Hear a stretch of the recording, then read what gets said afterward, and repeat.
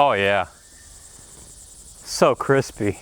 All right, Saguto golfers, today I'm gonna show you how to do that with your 7-iron. Whether this means you're hitting your 7-iron 130 and you wanna get it to 150, or you're hitting it 170, you wanna get it to 180, it doesn't matter. Today's swing thought is going to help you improve your ball striking. When we look at what makes a consistent golf swing, there's a couple of things that come to mind. The first thing is staying centered over the golf ball. So keeping your head in place. As I swing, I'm trying to keep my head from going forward or backward, keeping it in the same spot. That allows me to hit the ball very solid, shot after shot. Right there's another mashed 7-iron. Wow. That is nuclear. The second thing we have to do, aside from getting that consistent contact point, we need to keep our body's relationship to the ball in the golf swing. If I want to hit the ball in the center of the club face, which leads to good crispy awesomeness with your ball striking. So we set up a good relationship to the ball here. I need to keep that relationship to the ball throughout the swing. So how do we do that?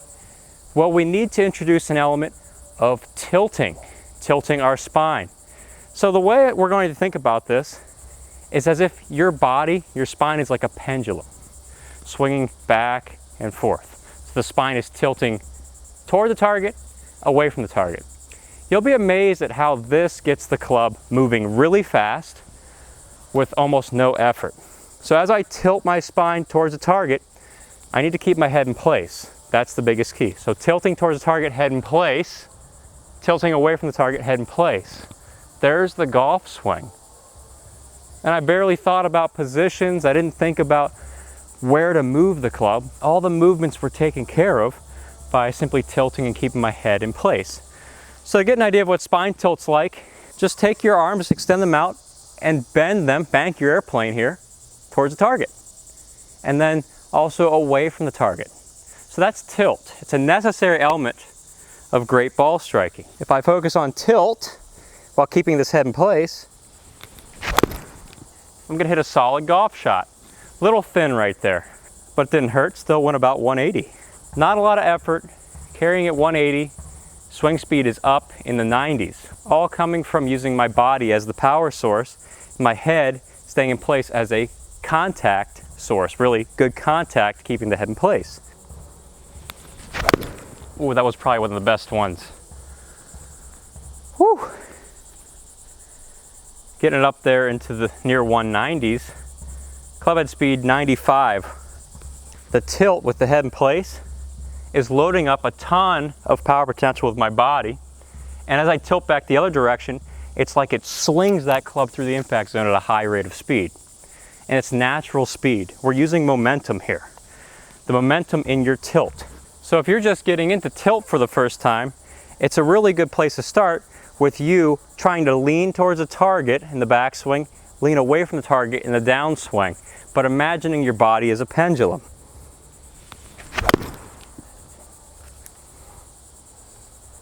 Awesome strike right there. Right on the center of the club face. I'm finding the center of the club face because I'm keeping my body's tilt to the ground. I haven't changed it. There's my tilt to the ground with my spine. By the time I get to the top of my backswing, I'm keeping that same tilt. Even though I'm leaning towards the target, my tilt from this view is still the same. Then in the downswing, as I tilt away, it's helping me keep my body's relationship to the ground even more. And once I return that club to impact, it's going to be on the center every time. Problems come in when you lose your tilt. If for some reason I go back and I start gradually losing my spine tilt, or even going too much in the tilt direction, that's when you see ball striking inconsistencies develop. So the most consistent path for you is to keep your head in place as you tilt.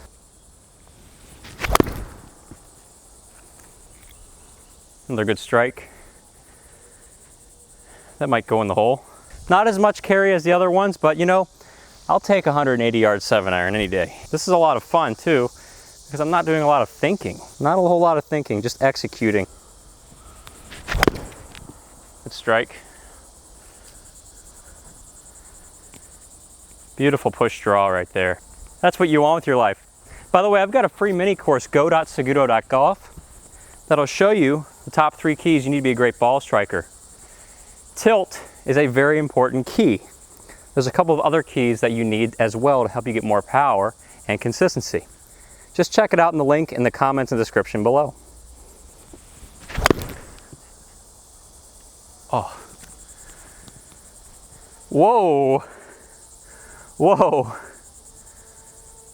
193.4.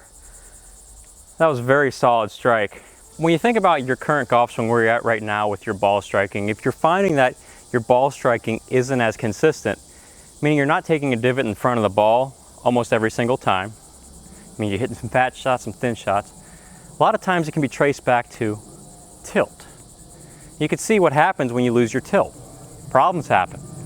Not fun golf happens. Life's too short to be playing bad golf. So we've got to learn how to play good golf while we're here on this planet. And this is one of the best ways to do that. And as you're seeing here with the launch monitor, it's a very solid strike. Ooh.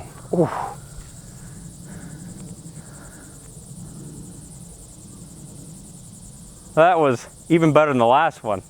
I'm really loving that. Right on the center of the face, not a whole lot of effort, ball exploding off the face.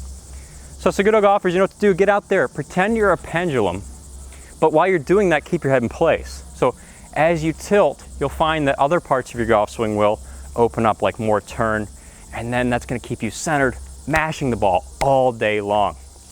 If you're looking for a way to play the best golf of your life, check out my website, SagutoGolf. It's a complete, structured golf swing training program that will teach you how to play the best golf of your life right now.